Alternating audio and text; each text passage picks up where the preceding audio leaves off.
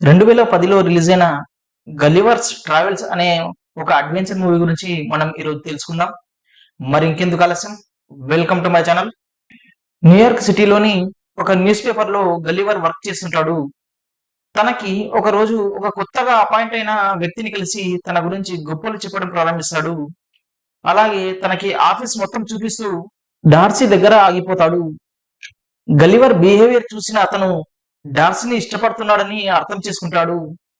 మరుసటి రోజు కొత్తగా వచ్చిన వ్యక్తి తనకి ప్రమోషన్ వచ్చిందని, తను ఇప్పుడు గలివర్ యొక్క బాస్ అని చెబుతాడు. అంతేకాకుండా గలివర్‌కి సీరియస్‌నెస్ లేదని, దానివల్ల డార్సీని కూడా కోల్పోతావని అంటాడు. తన మాటలకి చాలా బాధపడి డార్సీ యొక్క గదిలోకి వెళ్లి తనతో ఏదో చెప్పాలని అనుకుంటాడు. పక్కనే ఉన్న ఆర్టికల్ చూసి డార్సీని ఇంప్రెస్ చేయడానికి తను కూడా చాలా ప్లేసెస్ ట్రావెల్ చేశానని అబద్ధం చెప్తాడు. దాంతో డార్సీ గలివర్ చూసిన ప్లేసెస్ పైన ఒక ఆర్టికల్ రాయమంటుంది. సరే అని ఇంటికి వెళ్ళాక ఏం రాయాలో తెలియక చాలా సేపు ఆలోచించి గూగుల్‌లో ఉన్న మ్యాటర్ మొత్తం కాపీ పేస్ట్ చేసి తను ఓన్‌గా రాశానని అబద్ధం చెప్తాడు. దానిని చూసిన డార్సీ బర్ముడా ట్రయాంగిల్ ట్రావెల్ చేసి దాని ఎక్స్‌పీరియన్స్‌ని ఒక ఆర్టికల్‌గా రాయమంటుంది. డార్సీ మీద ఇష్టంతో సరే అని చెప్పి మరుసటి రోజు బెర్ముడా ట్రయాంగిల్‌కి బయలుదేరుతాడు. ఒక షిప్ యార్డ్‌లో ఒక బోట్ రైడర్ దగ్గర ఇన్‌స్ట్రక్షన్స్ ఇస్తున్న బోట్ రైడర్‌ని మధ్యలో ఆపి తనకు మొత్తం అర్థమైందని బయలుదేరుతాడు. గలివర్ ట్రావెల్ చేస్తూ మధ్యలో ఆ బోట్‌లోనే పడుకుంటాడు. ఆ బోట్ అదుపు తప్పి ఒక సుడిగుండంలో చిక్కుకుంటుంది. గలివర్ కళ్ళు తెరిచి చూసే వరకు ఒక స్ట్రేంజ్ అయిన కొత్త ఐలాండ్‌లో లిల్లీపుట్ల మధ్యలో కనిపిస్తాడు. చాలా లిల్లీపుట్స్ తనని ఒక రాక్షసుడు అనుకుని తనపై ఒక బ్రిడ్జి కట్టుకుని తనని తిరిగి వెళ్ళిపోమని హెచ్చరిస్తాయి. వాళ్ళని చూసిన గలివర్ షాక్‌తో తను ఏదో పిడకల్లో ఉన్నానని కళ్ళు మూసుకొని తెరిచే వరకు తన రూమ్‌లో నిద్రలేవాలని అనుకుంటాడు. కానీ తను కళ్ళు మూయగానే వాళ్ళు తనని కట్టేసి వాళ్ళ రాజ్యానికి తీసుకెళ్తారు. ఆ రాజ్యంలోని రాజును కలిసి తను ఎక్కడున్నాడని అడగగా తను ఒక లిల్లీపుట్ల రాజ్యంలో ఉన్నానని అక్కడి రాజు చెప్పి తనని ఖైదీ చేశారు. తను ఖైదీ అయిన ప్రదేశంలో ఆ రాజ్యంలోని రాణిని ప్రేమిస్తున్నాడని కారణంతో మరొక ఖైదీ హురేషియో పరిచయం అవుతాడు. గులివర్‌ని కంట్రోల్ చేసి వాళ్ళ రాజ్యం యొక్క పొలాలన్నీ దున్నిస్తుంటారు.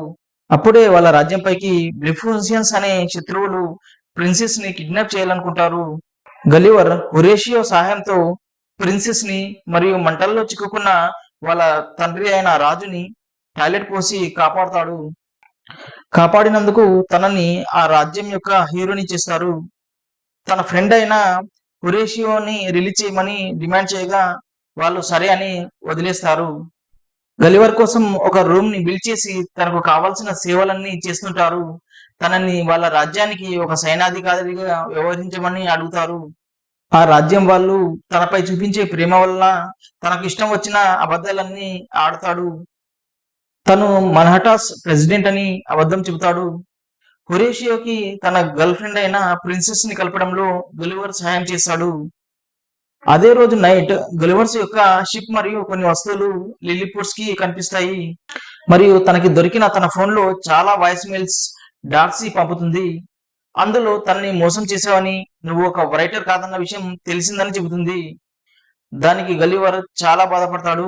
కింగ్ కి అగెనిస్ట్ గా మాట్లాడినందుకు ఓల్డ్ జనరల్ ఎడ్వర్డ్స్ ని తీసేసి గలివర్ ని న్యూ జనరల్ గా అపాయింట్ చేస్తారు. దాంతో కోపానికి గురైన ఓల్డ్ జనరల్ తను రాజ్యానికి రక్షణగా ఉంచిన మిజైల్స్ ని తీసేస్తాడు. దాన్ని గమనించిన శత్రు దేశం వాళ్ళు వాళ్ళపైకి దాడెత్తడానికి వస్తారు. న్యూ జనరల్ అయిన గలివర్ వాళ్ళ దగ్గరికి వెళ్ళి నేను శాంతిని కోరుకుంటున్నానని తిరిగి వెళ్ళిపోమంటాడు. కానీ వాళ్ళు వినకుండా తిరిగి దాడి చేయడంతో వాళ్ళందరినీ లాక్కొచ్చి రాజు ముందు పడేశాడు.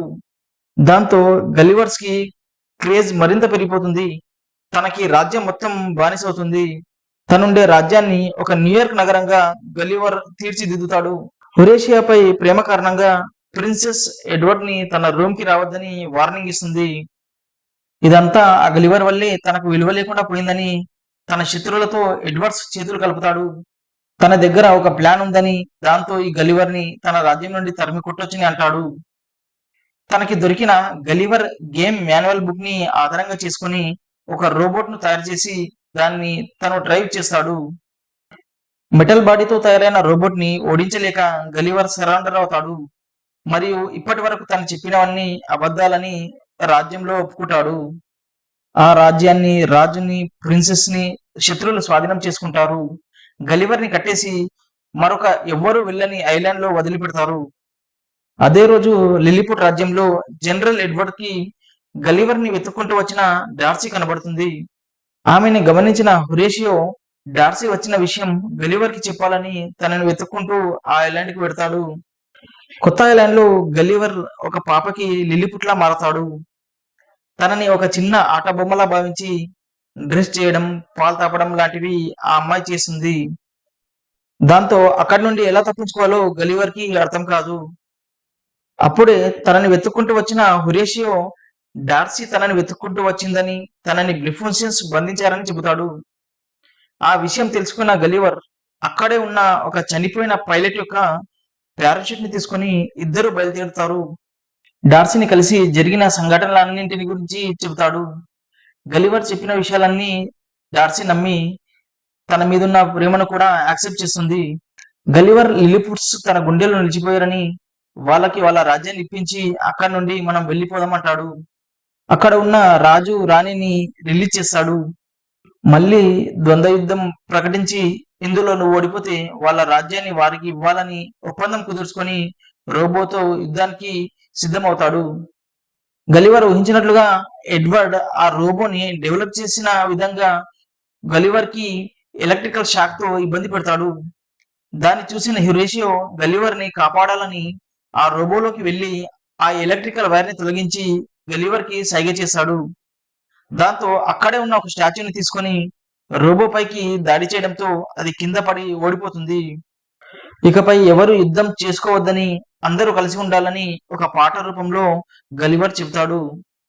అక్కడి నుండి ఇద్దరు వాళ్ళు రిపేర్ చేసిన షిప్ లోనే గలివర్ మరియు డార్సీ న్యూయార్క్ నగరానికి వెళ్ళిపోతారు.